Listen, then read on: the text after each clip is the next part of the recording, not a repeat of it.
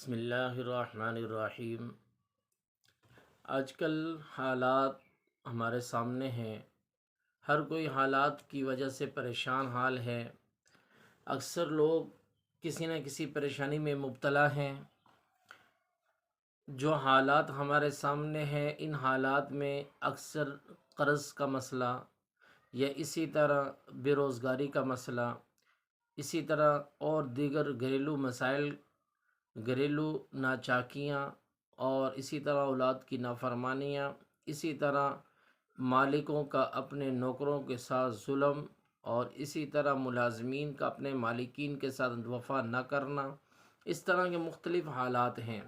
ان سارے حالات کے پیش نظر ہم نے سیدنا عمر رضی اللہ تعالیٰ عنہ کی سیرت طیبہ سے ایک عمل لیا ہے۔ آپ رضی اللہ تعالیٰ عنہ جب کسی پریشانی میں مبتلا ہوتے، یا کسی طرح کوئی تکلیف اور رنج اور غم پہنچتا، یا کسی مسئلے کے لیے دعا فرماتے، یا کسی جگہ پر کوئی چیز کرنا چاہتے اور اس کے لیے اللہ سے پہلے دعا فرماتے، تو وہ دعائے مبارکہ ایسی دعا ہے جو بالکل آسان ہے، ہر آدمی اسے بآسانی پڑھ سکتا ہے۔ کسی نے کسی جگہ پر ملازمت کرنی ہے اور وہ ملازم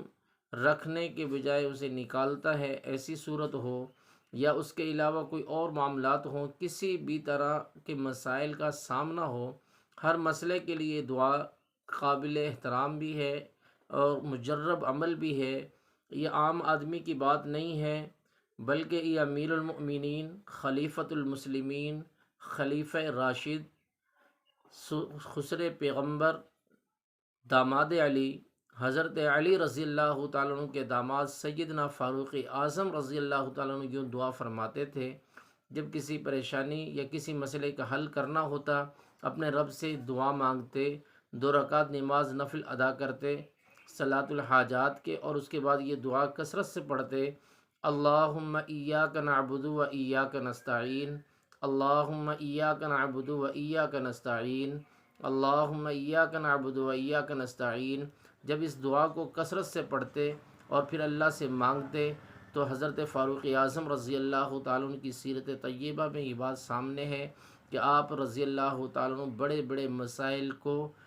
فوراً حل فرماتے تھے۔ اللہ نے انہیں ایسا ذہن اور سوچ عطا فرما دی تھی کہ وہ فوراً بڑے بڑے مسائل کو بآسانی حل فرما لیتے تھے، اور کوئی پریشانی آتی وہ مشکل آسان ہو جاتی تھی۔ اس کی مین وجہ سیدنا عمر رضی اللہ تعالیٰ عنہ یہ دعا کثرت سے پڑھتے: اللہم ایاک نعبد و ایاک نستعین۔ تو جو حضرات کسی مسئلے میں مبتلا ہیں، کسی پریشانی میں ہیں،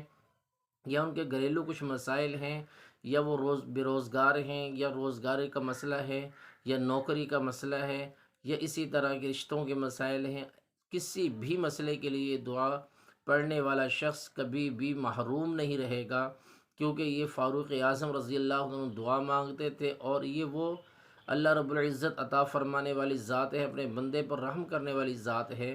کہ جس کو یہ پکار رہے: اللہم، اے اللہ، ایاک نعبد و ایاک نستعین، تیری ہی عبادت کرتا ہوں اور تجھ ہی سے مدد مانگتا ہوں۔ انہوں نے کسی اور کو مشکل کشا نہیں کہا، کسی اور کو حاجت روا نہیں کہا، بلکہ صرف اپنے رب سے دعا مانگی، تو اس کے رب نے بھی دعا قبول فرمائی، ہر مسائل کو حل فرمایا۔ تو ہم بھی اسی کے بندے ہیں، اسی کے